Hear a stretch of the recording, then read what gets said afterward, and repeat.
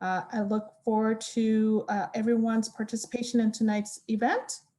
And I'm going to pass it over to Paul, who will introduce our speaker. Thank you. Thank you, Jesse. I'm pleased to have this opportunity to introduce our speaker this evening. He's been a close friend, a co-worker, a colleague, and a mentor to me over the years.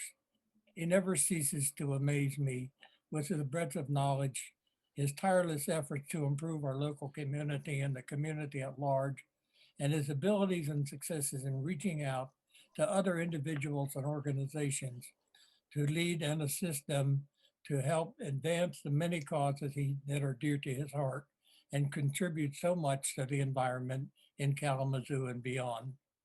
He embodies the concept of intellectual through his creative and original writing, his assimilation of knowledge. Among his more notable achievements, to name only a few that are of direct relevance to us, are one, along with his deceased wife, Nancy, the founding of this chapter of Wild Ones.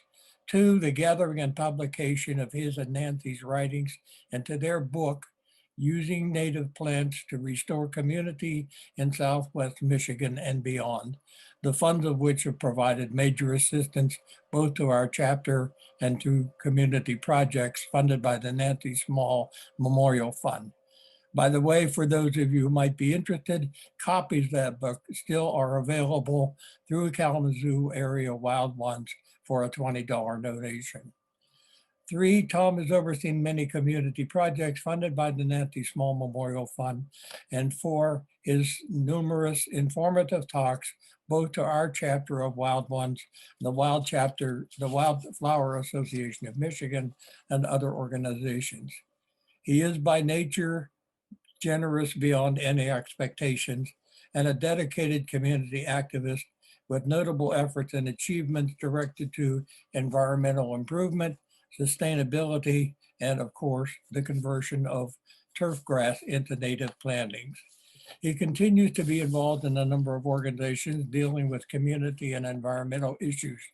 And for about 30 years, he has welcomed people to his home and surrounding grounds by hosting our annual spring plant exchange. He has been and continues to be a major source of inspiration, generosity, environmental understanding, and botanical knowledge. It's a great pleasure for me to introduce our speaker this evening, Tom Small. Oh, thank you, Paul, for that very generous introduction and for being such a generous friend for so many years. Thank you, thank you. Well, welcome, friends. Spring ephemerals and their place in the sun is my topic. It's going to be a kind of unusual presentation. It's an experiment for me. I hope it goes well. It's still a kind of a work in progress. It keeps changing. We'll see how it turns out. But I'm going to concentrate on all the words in that title: spring, ephemerals or ephemeral, and place, and sun, and place in the sun. So those are kind of the overall themes of this evening's presentation. It's not going to be the usual kind of gallery of pretty pictures, although I may be able to get around to a few of them.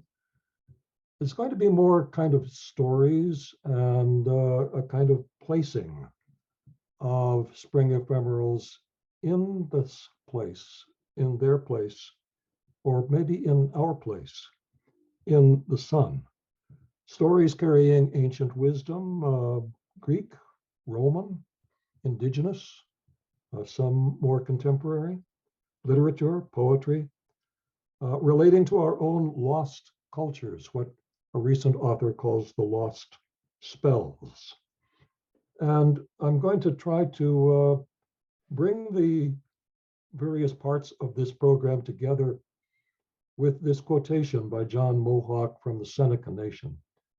The Indian sense of natural law is that nature informs us, and it is our obligation to read nature as you would a book, to feel nature as you would a poem, to be part of that and step into its cycles as much as you can. This will be just a kind of sampling. Consult on the website. I like to try to follow the Native American practice of giving acknowledgement to my elders, some of my mentors, Gandhi and his followers, from whom I learned a lot about nonviolence to all our relations. Robin Wall Kimmerer, mother, scientist, and member of the citizen Potawatomi Nation, from whom I learned a lot about enlarging our circle of relations. Doug Ptolemy, from whom I learned a lot about native plants and bringing them home to this place, our place, and their relations to all other of our relations.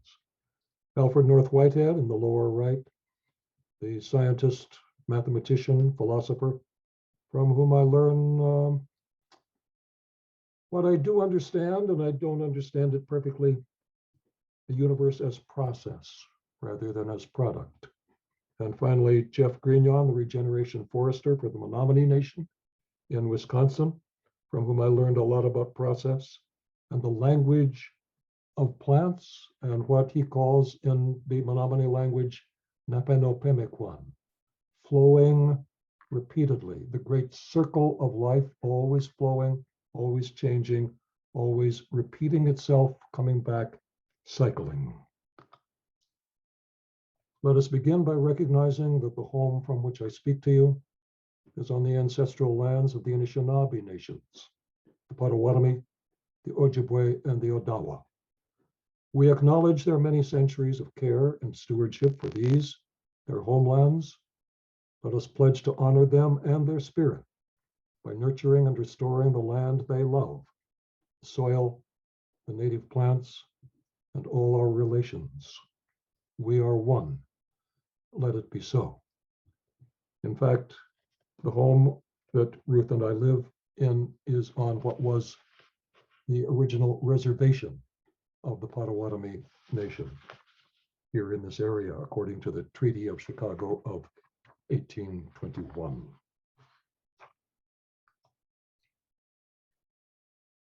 Spring ephemerals.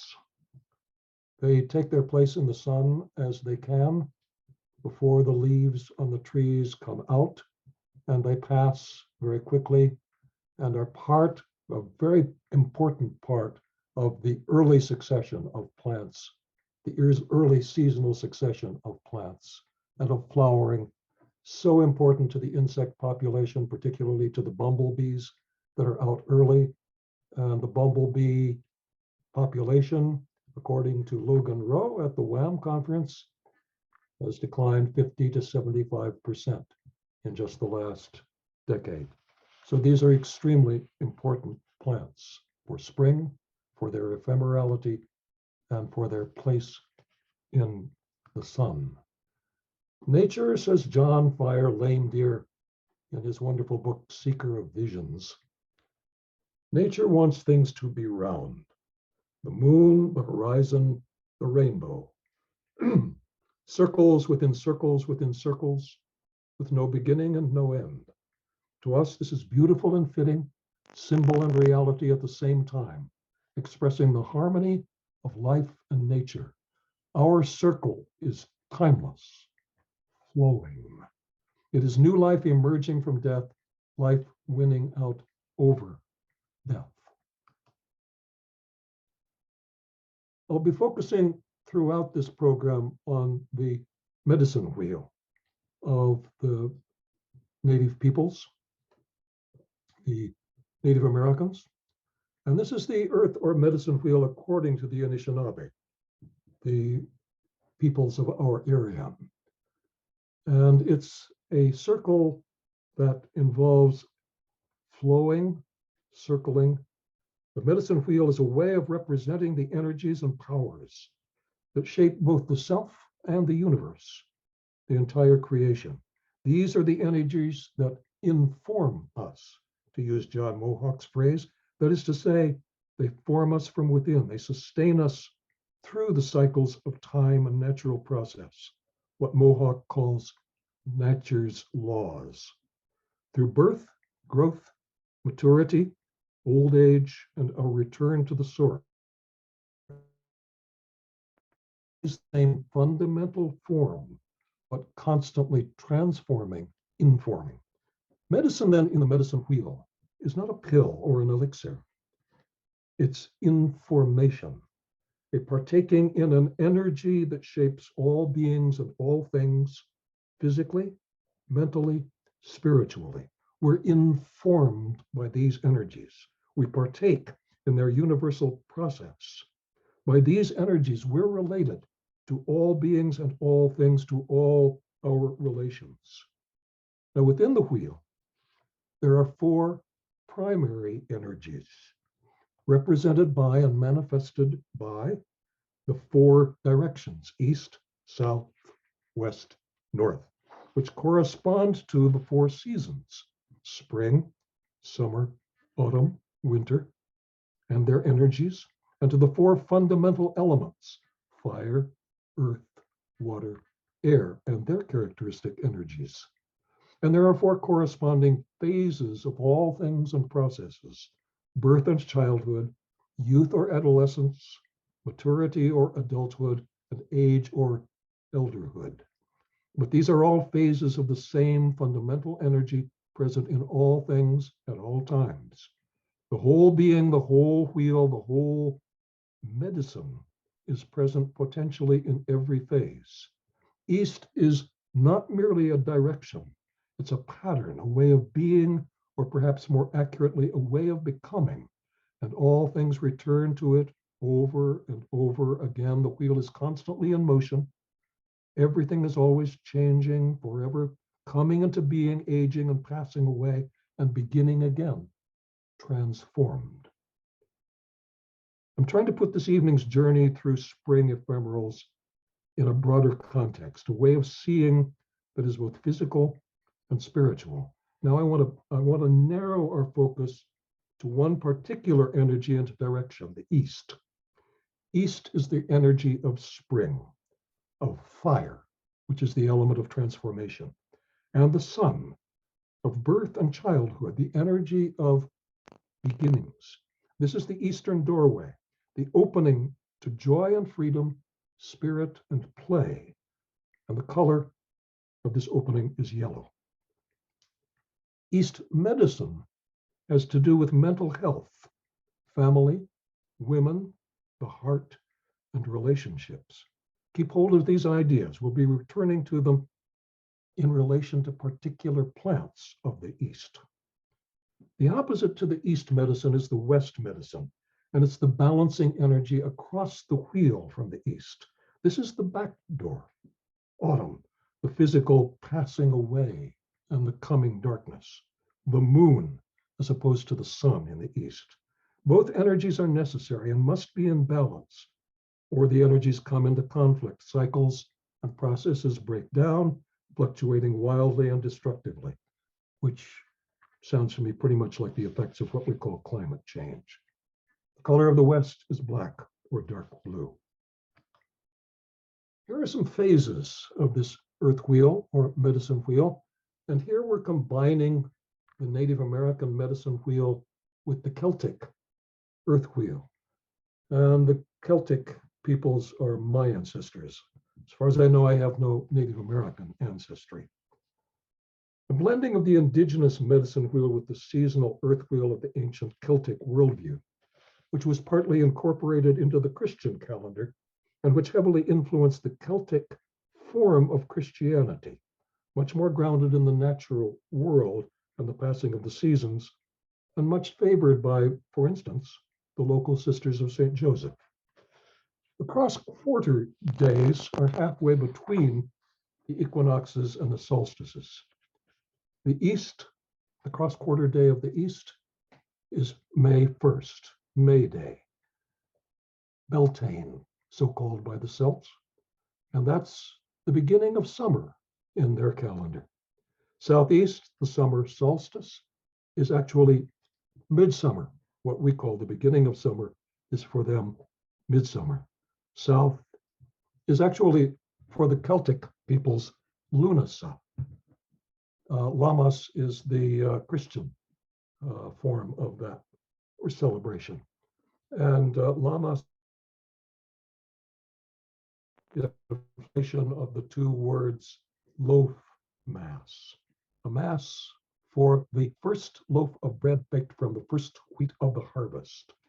It's harvest day, and it's the end of the summer in the Celtic calendar. In the West, Samhain, the 31st of October, All Souls Day in the Christian calendar, or the Day of the Dead for most of the Latin American peoples. The beginning for them of the Celtic calendar of the new year and the beginning of winter, the 31st of October and the 1st of November, celebrated by us as Halloween. And like the East and May Day, Samhain, Beltane, these are the days when the spirit world opens and we see into the life of beginnings and the life of endings. And that's how the 31st of October comes to be the Day of the Dead and celebrated by forms of skeletons and ghosts and all that kind of thing. In the North, Imbolc, the 2nd of February, the return of the light, and in the Celtic calendar, the beginning of spring. Candlemas, taken over in the Christian calendar, Candlemas Day, celebrated by us in a kind of strange degraded form as Groundhog Day. 3 phases of the East in the little diagram on the right: awakening time, growing time, flowering time.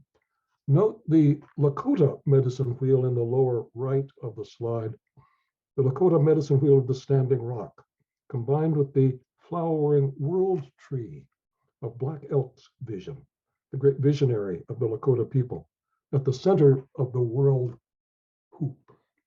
For Black Elk, the wheel of life actually begins in the south, and he arrives finally at the east, finally the source of light and understanding to, quote, give back his life to all life.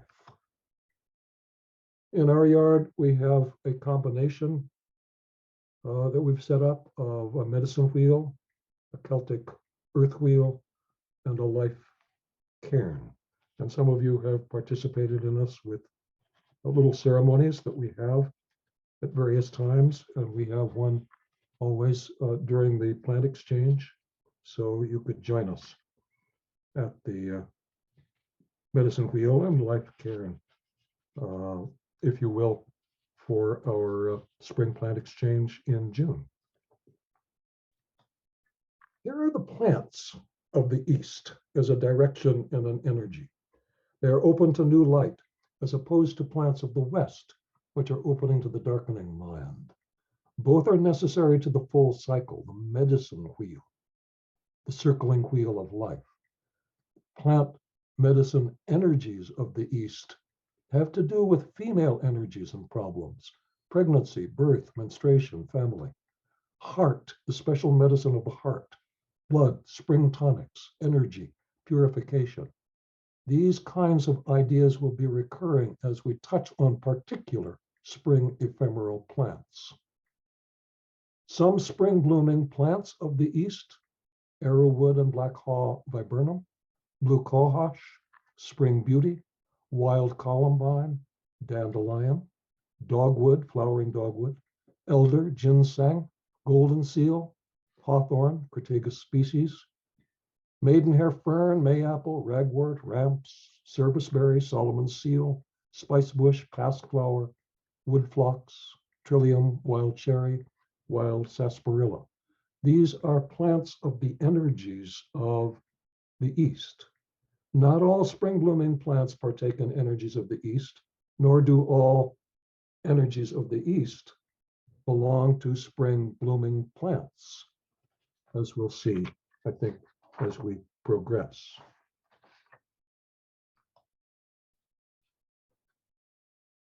Now, here's an early spring ephemeral and one of the plants of the East, the pasque flower. And it's one of the very earliest blooming, even through the snow. It's a perfect manifestation of all the themes of my talk tonight: spring, ephemeral, place.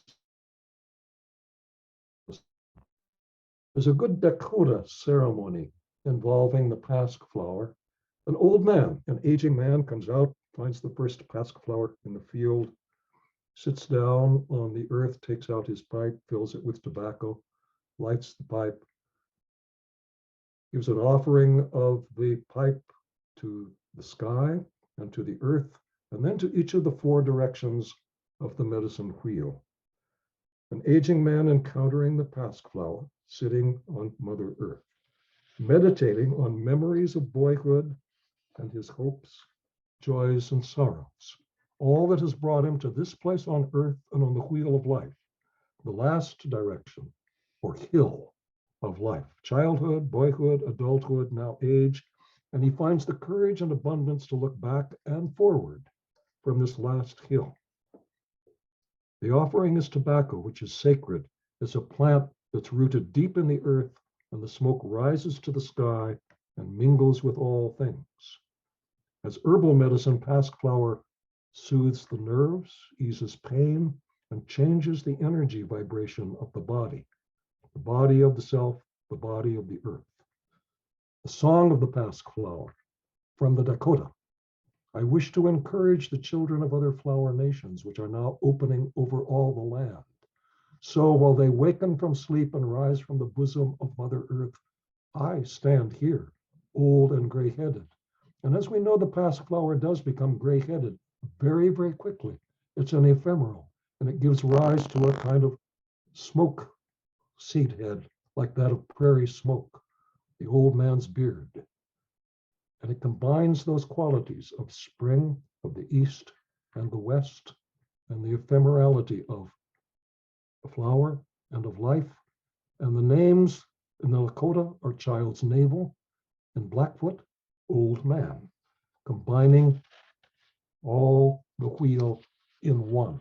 It's kind of the ultimate, the essence of spring ephemerality. It's the flower of desire, of youth, of age, of loss, of death, as the mother of beauty.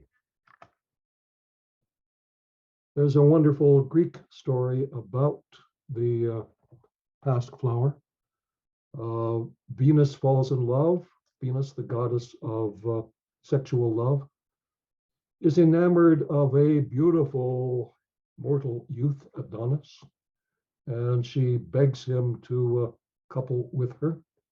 There's this very voluptuous Venus in the painting by Rubens, 1635. But Adonis is not heeding her much. He's ready to go with his dogs and go hunt wild boar, and he's off. Well, of course, he comes to a bad end. He's gored by the boar that he spears, and he bleeds to death. Venus finds him, and she pleads with Zeus to revive him, to bring him back to life. But Zeus says, well, there's a condition. You have to share him. He belongs both to the sky, to me, and to you, and to Persephone in the underworld.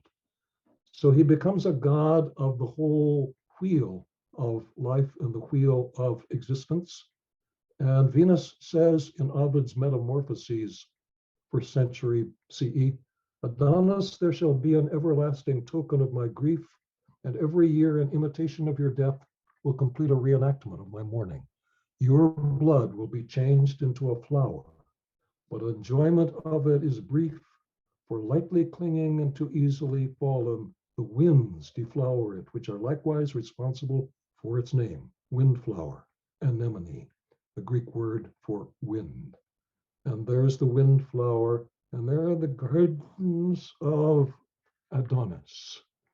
And Shakespeare's poem, the Venus and Adonis, and Shakespeare in 1 Henry VI, Part 1, recognizes the popularity of gardens of Adonis in his own time, in Shakespeare's time. Gardens which included nothing except spring ephemerals, plants that bloom early, come to fruition quickly, and die quickly, passing away. Windflowers, anemone, Gone with the Wind. And here's John William Waterhouse, a painting, late Romantic, 1899. The awakening of Adonis, the reawakening after his death and rebirth. And there are the pasque flowers beneath him, springing from and his life and his sexuality and Venus's love. And there again in the pasque flower is kind of embodied the whole of the story and the whole of the passing and the circling of life itself. Dandelion, wonderful plant.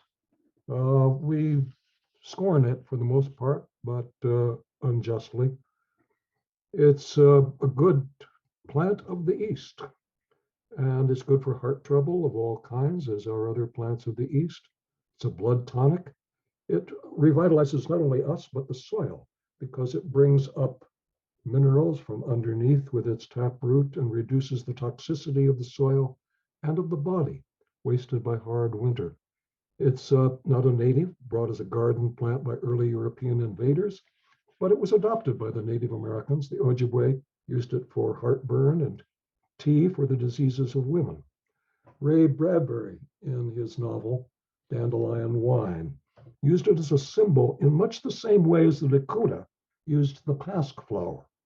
Early blooming, a reminder of the swift passing of spring and summer joys with the coming of age, and also of the return, the reminiscence of his boyhood in Greentown, Illinois, which is his fictional representation of Waukegan, Illinois, his boyhood town. Here's a brief passage from the preface to Dandelion Wine. Hardly a day passed when I didn't stroll myself across a recollection of my grandparents' northern Illinois grass, hoping to come across some old half-burnt firecracker, a rusted toy, or a fragment of letter written to myself in some young year, hoping to contact the older person I became to remind him of his past, his life, his people, his joys, and his drenching sorrows. The illustration at the upper right of the screen is from a CD of Dandelion Wine and shows the seeds of the dandelion being taken by the wind and the fleeting boy running across with the sunrise, or perhaps it's the sunset in the background.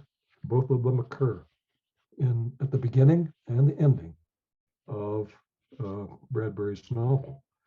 And the one in the bottom shows him writing to that older person he became. And those leaves, like the seeds of the dandelion or the smoke of the Dakota man's pipe, the Dakota old man's pipe, are taken by the wind into the sky. Gone with the wind, but returning once again. Violets, wonderful plant. It's very interesting. The most important flowers grow low to the ground and never open.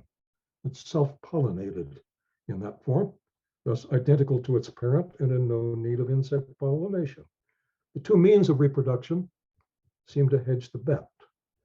But the seed pods of those that are pollinated may explode the seed 3 or 4 feet, or hold them in place, again hedging the bet. It's an easy plant to divide and transplant. The flowers and leaves are a nourishing food, rich in vitamins A and C, but don't ingest the root unless you want to invoke vomiting. Violets, an important plant to the Greeks and the Romans. It's a wonderful Greek story, again from Ovid's Metamorphoses. Zeus falls in love with a mortal beauty named Io, which is the Greek form of the Roman Viola, the genus name of violets. And this is the story of the violets. Zeus, in order to deceive his wife, Hera, his jealous wife, changes Io into a heifer. But poor Io is still a gentlewoman, even as a heifer, and can't stomach the grass. So Zeus takes pity on this poor sobbing heifer and creates flowers from her tears. And all those tears become violets. And a painting from the Renaissance is Zeus, looking a little bored by the process, I think, feeding violets to Io, the heifer, Viola. And eventually, Hera does discover the deception, however, and she sends a gadfly to sting the heifer. And it's a really fierce gadfly and pursues Io over the entire earth, sobbing all the time. And as she sobs, of course, her tears fall and violets spring up from the land. And thus we have violets spread over pretty much all of the earth.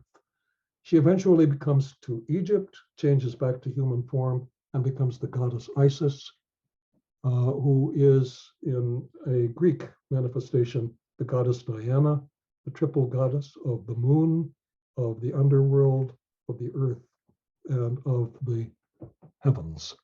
And again, we come kind of full circle with this story of Zeus and Io and the violets, and they're spread over all of the earth in all the directions. Hawthorn, another plant of the East, a very important one. It's the plant with which the ancient Celts celebrated May Day, and it's still identified with May Day, Beltane, the time of fire, and that's what Beltane means. And there's a wonderful set of traditions involving May Day.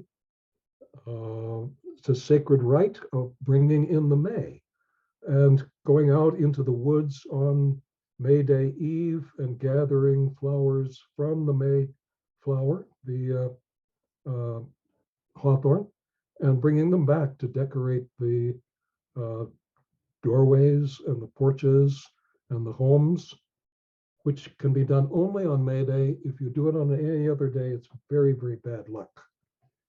It's a day of nature worship, a day of liberty from convention. It's a relic of a pastoral participatory culture. But also, as we are creatures of nature, we are subject to time and decay, the great wheel of life. The maypole is one of the ancient ways of celebrating. It's a phallic symbol, of course. And the ribbon weaving dance by couples symbolizes the woven spiral of life, and it's basically a circle dance. It was suppressed by the New England Puritans. So even though May Day is celebrated quite widely in Europe, it's not much celebrated here in the US. It's not really much part of our tradition, but it is part of one of the great stories of our civilization. Bringing in the May, renewal ceremony, a night actually of license and coupling. And Kipling, Rudyard Kipling, commemorates it. Oh, do not tell the priest our plight, or he would call it a sin. But we have been out in the woods all night, a conjuring summer in. And remember, Beltane was for the Celts the beginning of summer. Children of the night were accepted as sons and daughters of Pan, or Puck, also known as Robin. If you know people whose family names are Robinson, Hodson, Godkin, or Johnson, after Little John, Robin Hood's woodland companion, they may be descended of a May celebration in the woods. Speaking of lusty priests, consider the author of perhaps the most famous poem about Maying, Corinna's Going a Maying, Robert Herrick, country vicar of the 17th century. Here's the last stanza of a rather long poem, Corinna's Going a Maying. Come, let us go while we are in our prime, and take the harmless folly of the time. We shall grow old apace and die. Our life is short, and our days run as fast away as does the sun, and as a vapor or a drop of rain, once lost can ne'er be found again. So when or you or I are made a fable, song, or fleeting shade, all love, all liking, all delight lies drowned with us in endless night. Then while time serves, and we are but decaying, come, my Corinna, come, let's go a-maying. And here we have John Collins, painter, representing Queen Guinevere going maying, linking the Mayan custom to the Arthurian legends and part of our cultural history. I won't take any time on this, really. I said we don't much celebrate May Day here. It is celebrated widely in Europe, and it has become International Workers' Day, so declared in, I believe, 1894 by the Second International of Communist, Socialist, and Anarchist Workers as International Workers' Day, and celebrated very widely. And came to be celebrated in May because of the Chicago Haymarket massacres and riots in 1886, and the subsequent riots in Cleveland and the general strike by workers, some 350,000 of them altogether in various cities and regions as part of May Day celebrations. Here are the streets of Paris in 2019, the peaceful part of the demonstrations, the more violent parts of the demonstrations as suppressed by police. And here's a May Day general strike in this country against Amazon, Whole Foods, Target, and Instacart on May 1st, International Workers' Day. So that's just another aspect of May Day of Beltane and our heritage from the Celts.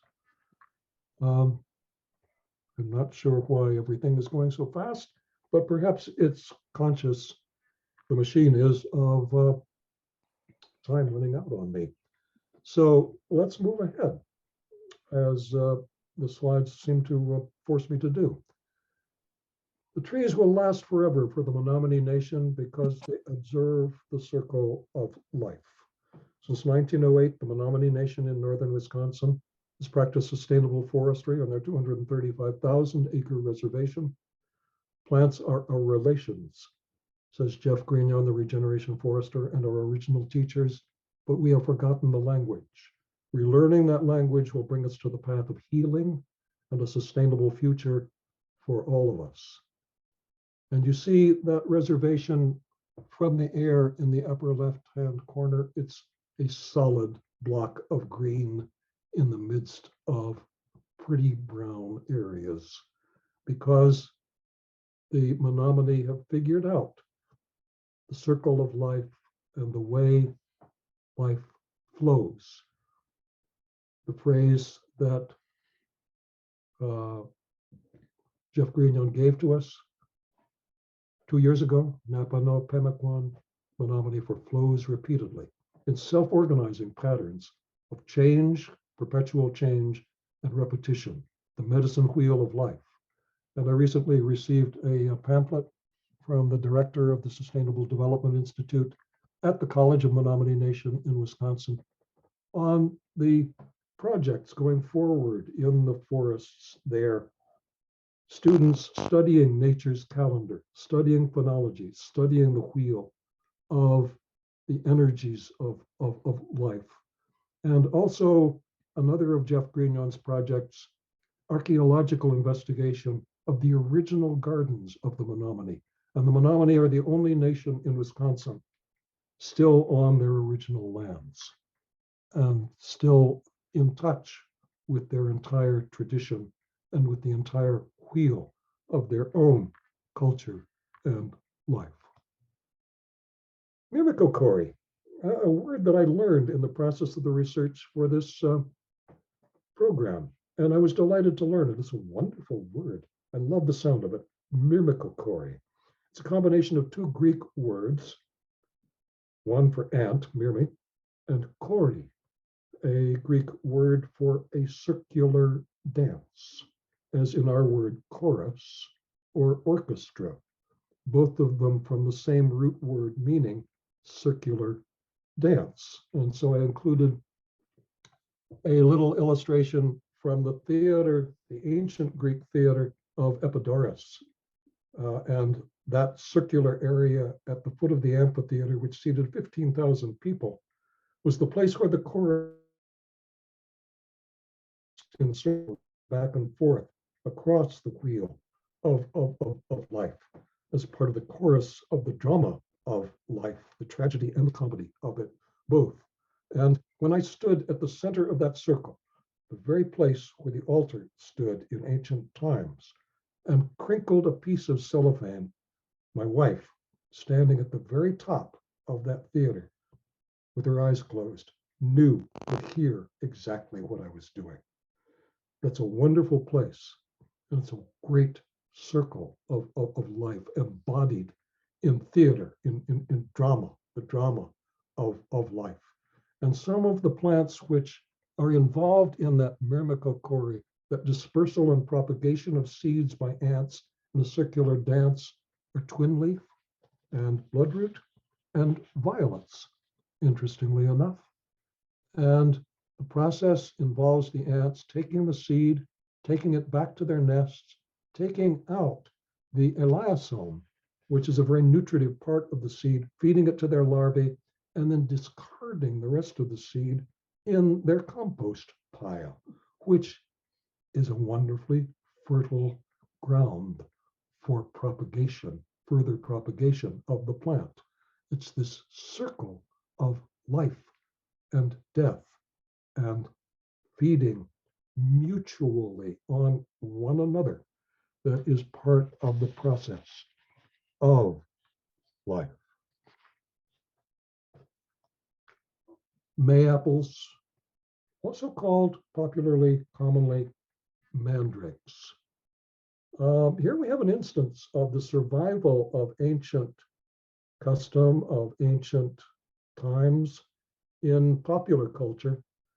You may call it a kind of degradation, but I remember Mandrake the Magician in the comic strips and the radio programs of my youth, so many decades ago. And more recently, Professor Pomona Sprout in Harry Potter and the Chamber of Secrets is demonstrating to her herbology class how to transplant a mandrake, which is in human form and regarded as a magic plant. The mayapple is so called because of a kind of strangely human form of the root.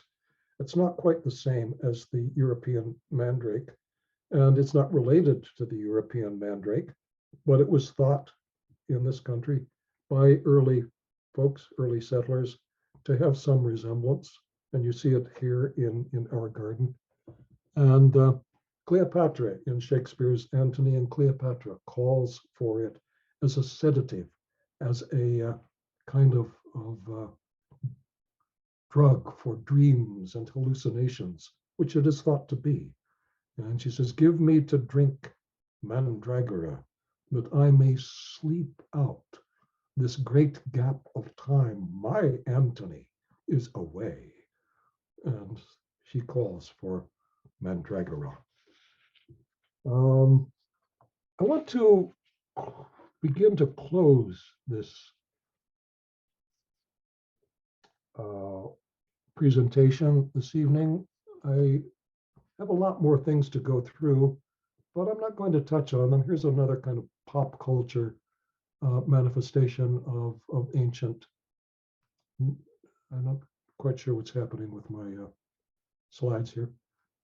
For wild sarsaparilla, but I'm going to pass over that because it's really kind of a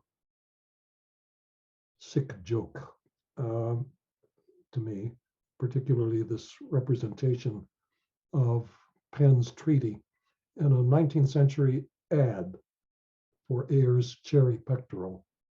Penn's treaty, William Penn making peace with the Indians by giving them a bottle of Ayer's cherry pectoral.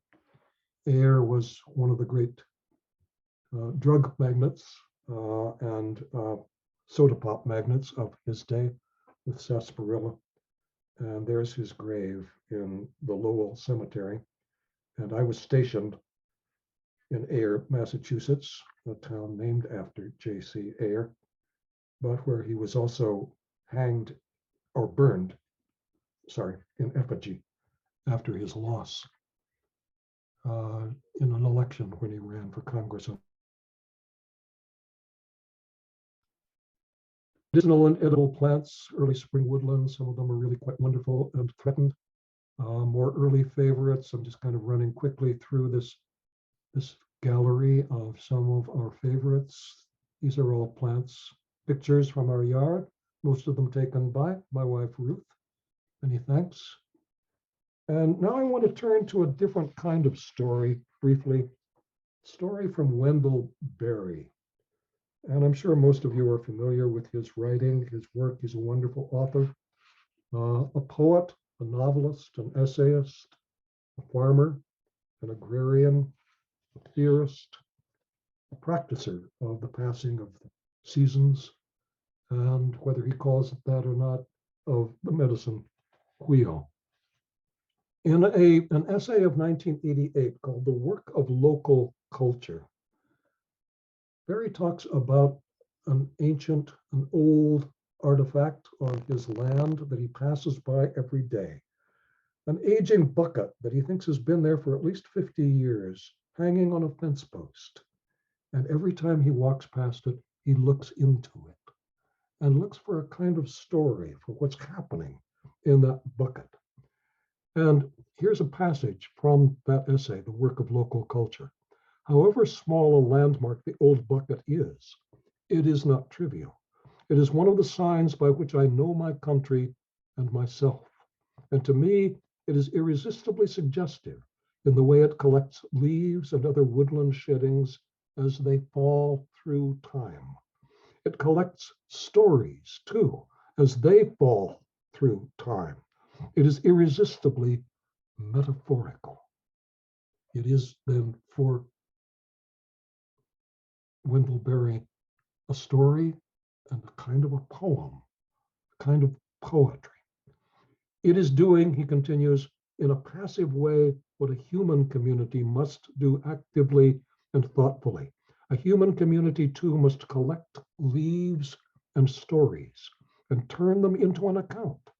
It must build soil and build that memory of itself in lore and story and song, which will be its culture. And these two kinds of accumulation of local soil and local culture are intimately related. What Berry is talking about is the building of a sense of place, a place in the sun, places that speak, tell stories, a place in the wheel. Vine Deloria in God is Red, a great manifesto of the native peoples, suggests that the wheel gives us not a sense of time so much as a sense of place, our place in the wheel and in the sun, among relations. For the Greeks, for the Celtic tribes, for Native Americans, for indigenous peoples, stories told them where they are, provided them a way of seeing, a perspective from each of the four hills, a balancing of the four directions and energies, a way of being, a way of becoming. And so we're back to Black Elk, the holy man of the Oglala Sioux. And I saw the sacred hoop of my people was one of the many hoops that made one circle, wide as daylight and as starlight. And in the center grew one mighty flowering tree to shelter all the children of one mother and one father. And I saw that it was holy. And in the background, you see the shadow of the Celtic world tree, that interweaving of roots and branches in the ever circling wheel, tree, wheel of life. Thank you for coming. My last slide is by Ladislav Hanka, whom many of us know, a local artist and an internationally known artist, and a wonderful one. And this is of oak, which Robert Macfarlane, in a recent poem and a recent book called The Lost Spells, calls the waiting tree. And so oak is a plant of the East, another plant of the East. We began with an ephemeral, pasque flower. We end with oak, a symbol of endurance, of duration, of time, and of age, and of the entire wheel of life. The hub or mother or elder tree of our area, the center of the woven circle of roots and underground mycelia, the elder sheltering and fostering the young and the vulnerable. In the Lost Spells by Robert Macfarlane and Jackie Morris, a wonderful little book of paintings and poems, of spells, if you will, stories. Macfarlane says of oak, ancient oak hears with ancient ears, sees with ancient eyes, the snow of another winter, the glow of a new sunrise. Birch is the watching tree, cherry is the giving tree, ash is the burning tree, and oak is the waiting tree. 300 years to grow, 300 years to thrive, 300 years to die, 900 years alive. And so we begin with the pasque flower and I'll end with the oak. And hope you've had a good journey and that you enjoy the great wheel and the spring and the ephemerals and their place in the sun and our place in the sun and in the medicine wheel of the universe. Blessings. Thank you.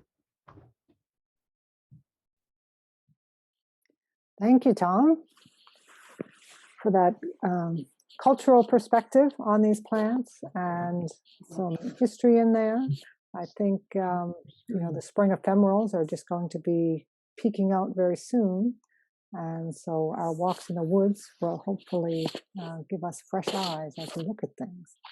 And you've provided a list of resources of books and other sources that you consulted in preparing this presentation. And I've posted that document, a link to that document on the Wild Ones website. So people can click on that and you can find all the various sources that Tom has been using to put this presentation together. Tom, there are a lot of comments about your wonderful meditation, your melodic voice. Thank you so much for the presentation. We are truly, truly blessed to have you as our resource, and a presenter for Kalamazoo area Wild Ones. Thank you very much. Well, thank you. It's a privilege. And I've very much enjoyed being with you, and I continue to pursue these interests.